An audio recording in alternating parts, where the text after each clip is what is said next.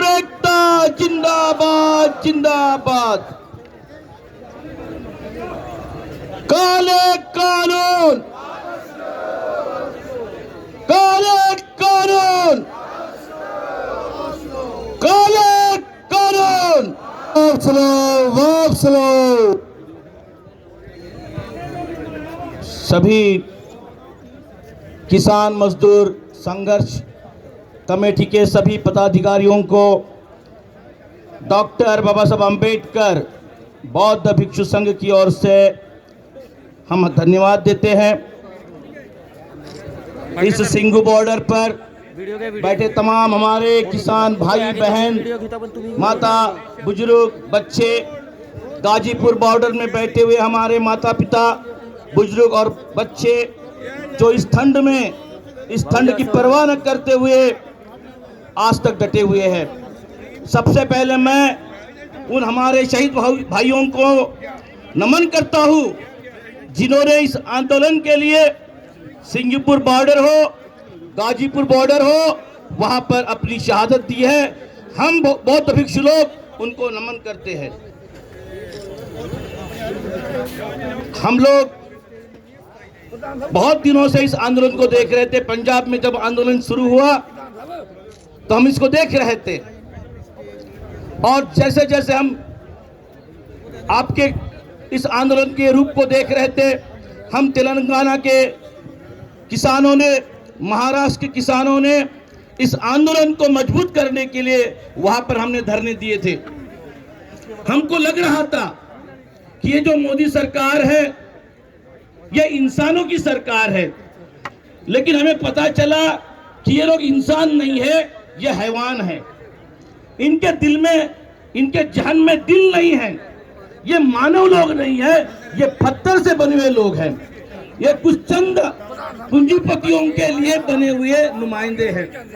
सुनकर तो आप लोगों ने सबने दिया था कि ये सरकार आएगी, हमें खुशहाली देगी, हमें हमारे जो उपज होती है उसका दुगना पैसा देगी।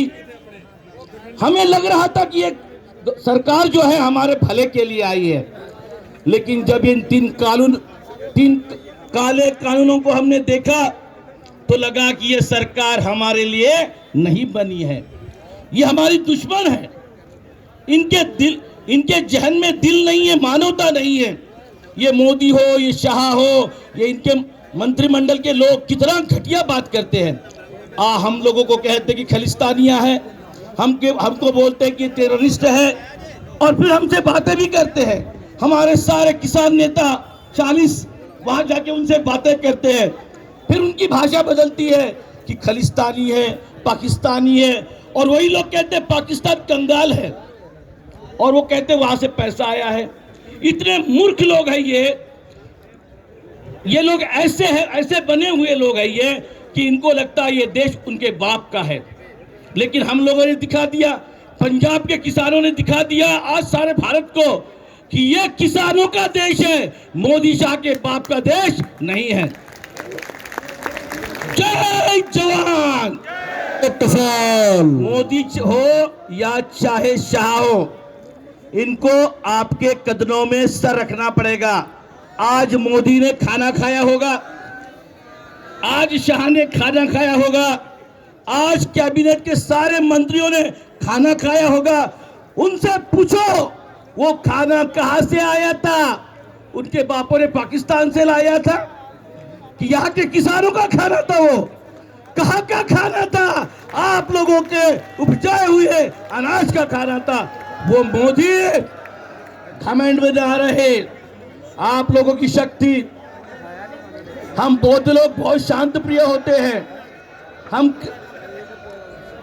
उस मोदी को झुकना पड़ेगा। हमारी शहादत खाली नहीं जाएगी।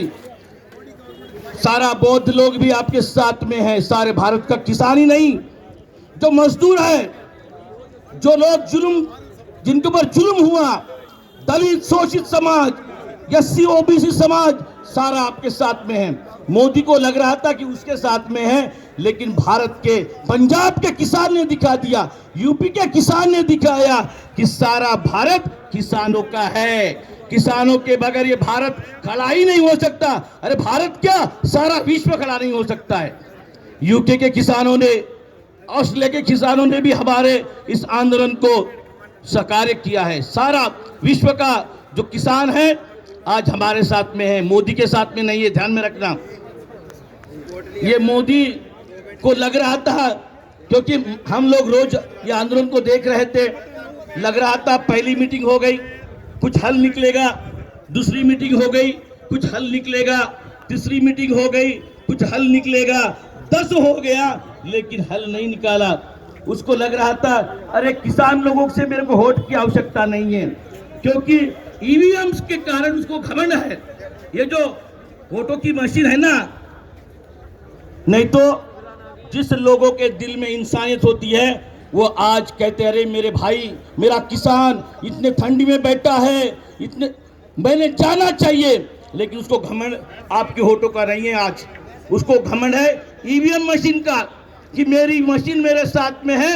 अरे ऐसे बैठने दो इनको, ये मैं तो चुन के आ जाऊंगा। लेकिन मोदी घमंड में मत रहे, आने वाले समय में तुझे बिस्तरा लेके वापस भेज देंगे गुजरात, है कि नहीं? भेजने वाले हो कि नहीं गुजरात को? आप लोगों ने सत श्री अकाल। इस किसान आंदोलन ने मजहब, धर्म, जात, भाषा सबको तोड़ दिया, सारे भारतीयों को इकट्ठा कर दिया। यह आपकी ताकत है।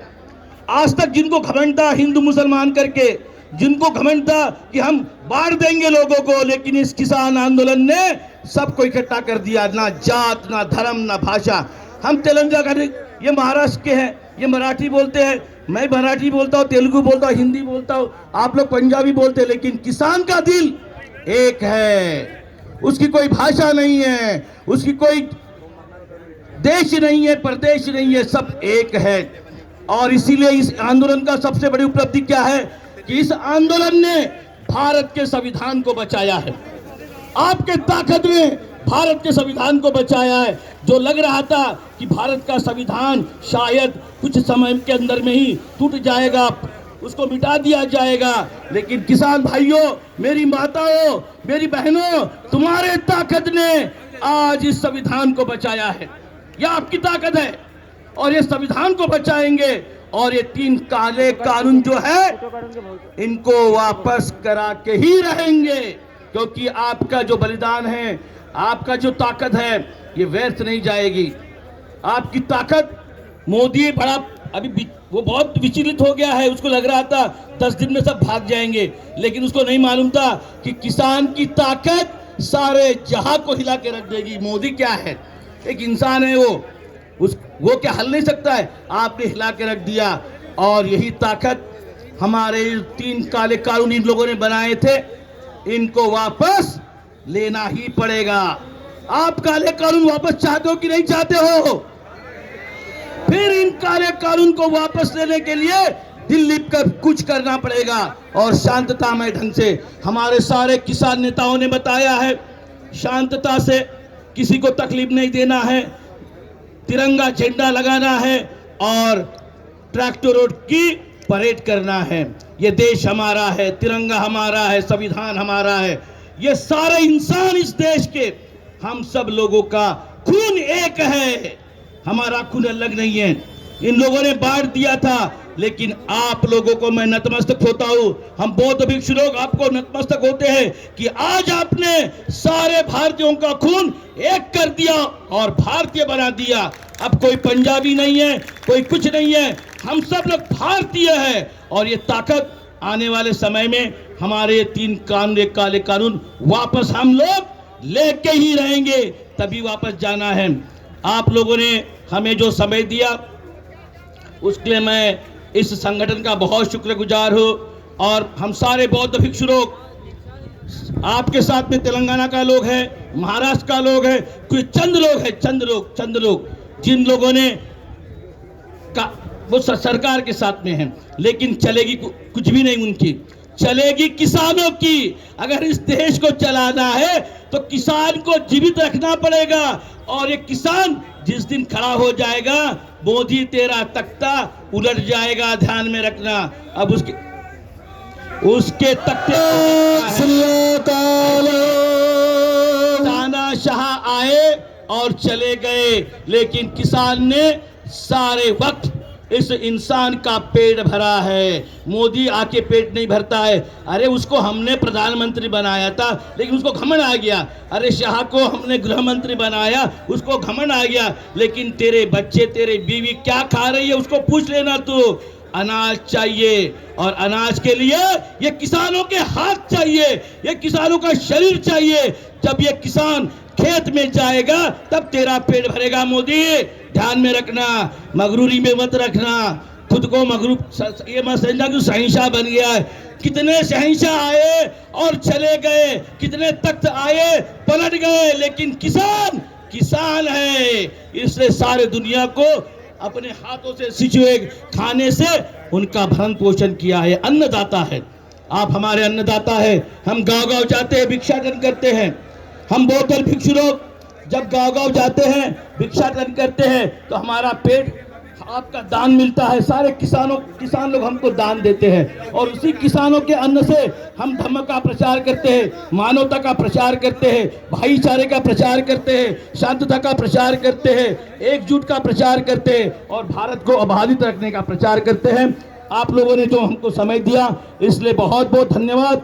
किसान एकता किसान एकता जिंदाबाद, किसान एकता जिंदाबाद। काले कानून वापस करो, काले कानून। वापस लो। किसान मजदूर संगठन के सभी तमाम पदाधिकारियों को मैं तहे दिल से शुक्रगुजार हूँ। हमारी माताओं बहनों को इतने ठंडी में देखकर नतमस्तक होता हूँ। सारे हमारे किसानों को नतमस्तक, बहुत बहुत धन्यवाद। नमो बुद्धाय, जय भीम, जय प्रभु। वाहेगुरु दा खालसा, वाहेगुरु जी की फतेह, वाहेगुरु जी का खालसा, वाहेगुरु जी की फतेह। वीरों, ਇਹ ਸਨ ਤਲਗਾਣਾ ਤੋਂ ਬੋਦੀ ਧੰਮਾ, ਜਿਨ੍ਹਾਂ ਨੇ ਵਿਸ਼ਵਾਸ ਦਿਵਾਇਆ